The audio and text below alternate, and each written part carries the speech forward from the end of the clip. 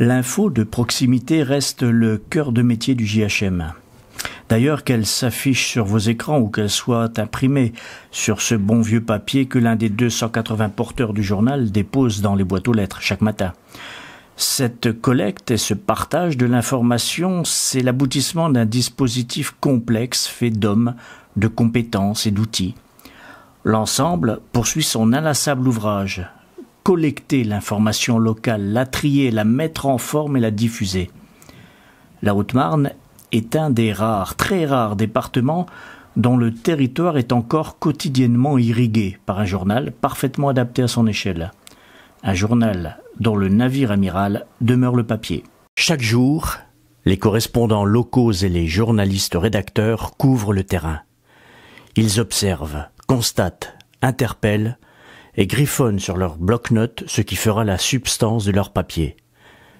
Ils photographient aussi et enregistrent des vidéos qui viennent alimenter de plus en plus souvent le site web du journal.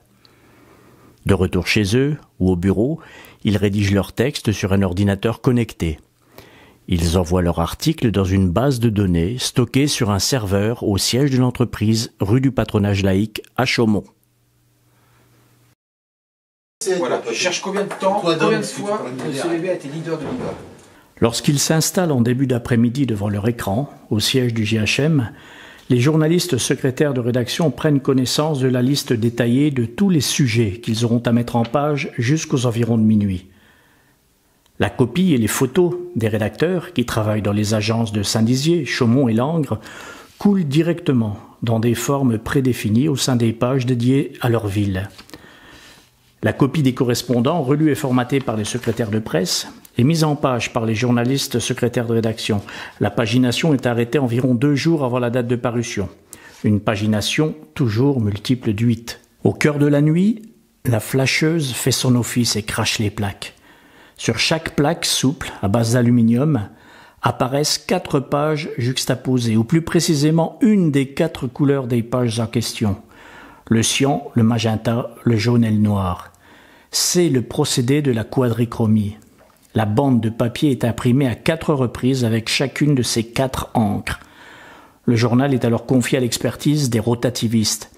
Après avoir posé les plaques sur les cylindres de la machine, ils règlent notamment les marges et le repérage, la superposition précise des 4 impressions qui donnent à notre œil l'illusion d'une infinité de nuances de couleurs.